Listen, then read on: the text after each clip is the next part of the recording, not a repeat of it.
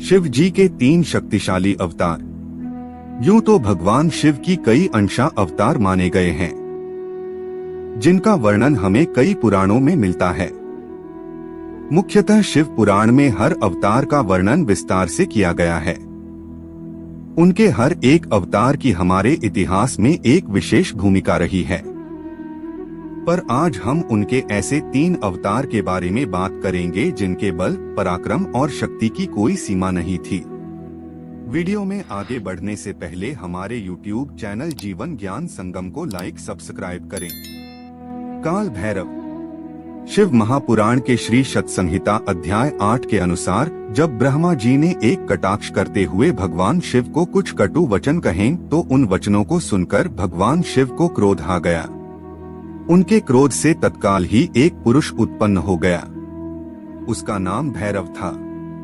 भगवान शिव ने उस पुरुष को आदेश देते हुए कहा, हे कौल राज, तुम काल के समान हो, इसीलिए आज से तुम जगत में काल भैरव नाम से विख्यात होगे। तुम ब्रह्मा का गर्व नष्ट करो और इस संसार का पालन करो। आज से मैं तुम्हें काशीपुरी का तथ्य प्रदान करता हूँ। वहाँ के पापियों को दंड देना तुम्हारा ही कार्य होगा। भगवान शिव के इस आदेश को काल भैरव ने प्रसन्नता पूर्वक ग्रहण किया। तत्पश्चात उन्होंने अपनी बाएं उंगली के अग्रभाग से ब्रह्मा जी का 5वां सिर काट दिया।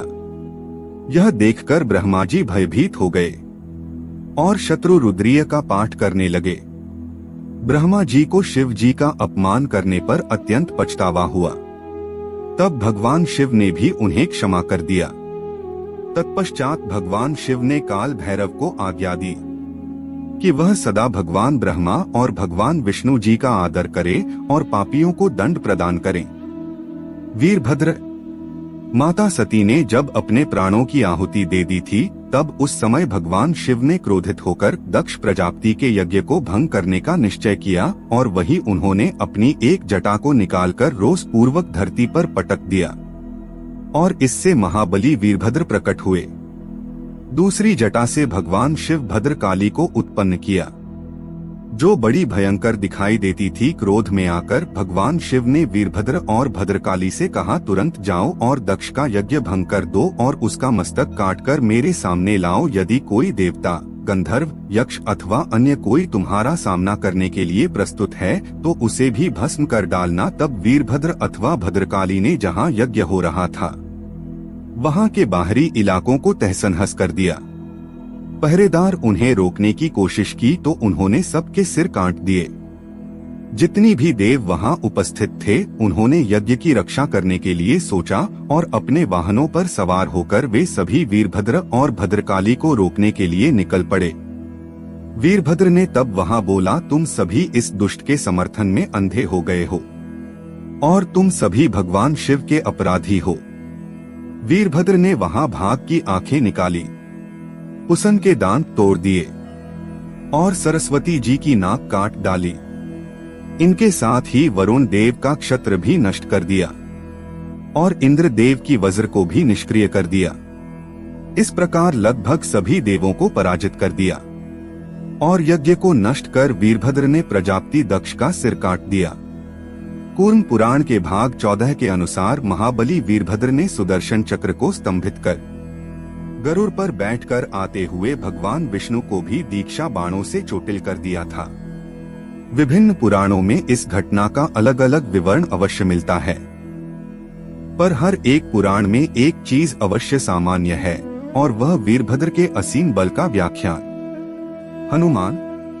भगवान राम के अश्वमेध यज्ञ के दौरान जब एक समय भगवान शिव और शत्रुघ्न के युद्ध के दौरान भगवान शिव द्वारा चलाए गए एक बाण से घायल हो शत्रुघ्न मूर्छित होकर गिर पड़े, यह देखकर हनुमान स्वयं भगवान शिव से युद्ध करने पहुँचे और वहाँ हनुमान भगवान शिवजी से बोले, हे रुद्र, आप राम भक्त का वध करने के लिए उत्तेजित होकर धर्म के प्रतिकूल आचरण कर रहे हो।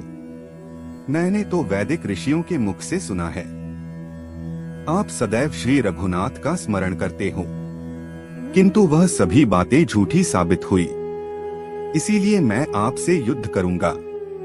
शिव बोले, कपि श्रेष्ठ, तुम वीरों में प्रधान हो, तुमने जो कहा है वह सत्य है, किंतु मेरा भक्त उनके अश्व को ले आया अश्व के रक्षक शत्रुघ्न इस पर चढ़ाए हैं। वीरमणि के भक्ति के वशीभूत होकर मैं उसकी रक्षा के लिए आया हूँ, क्योंकि भक्ति का अपना ही स्वरूप होता है।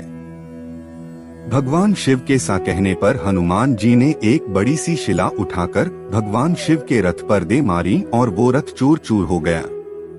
शिव जी को रथहीन देखकर नंदी दौड़े चले आए और बोले, भगवान आप मेरी पीठ पर सवार हो जाइए। यह देखकर हनुमान जी को और भी क्रोध आया और उन्होंने 1 साल का वृक्ष उखाड़कर भगवान शिव की छाती पर चला दिया।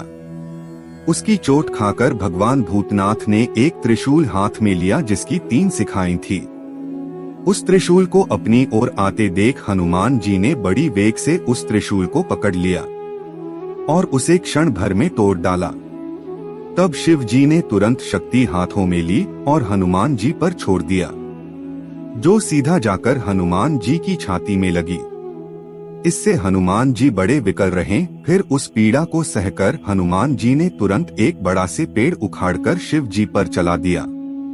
उसकी चोट भगवान शिव के गले में लपटे हुए नाग थर्रा उठे। उसके बाद भगवान शिव ने हनुमान जी पर मूसल चलाया। उस प्रहार को भी हनुमान जी ने बचा लिया। हनुमान जी ने भी क्रोधित होकर एक पर्वत लेके शिव जी पर चला दिया। फिर दूसरी शिलाएं वृक्षों की बारिश करने लगी और भगवान शिव को अपने पूंछों में लपेट लिया।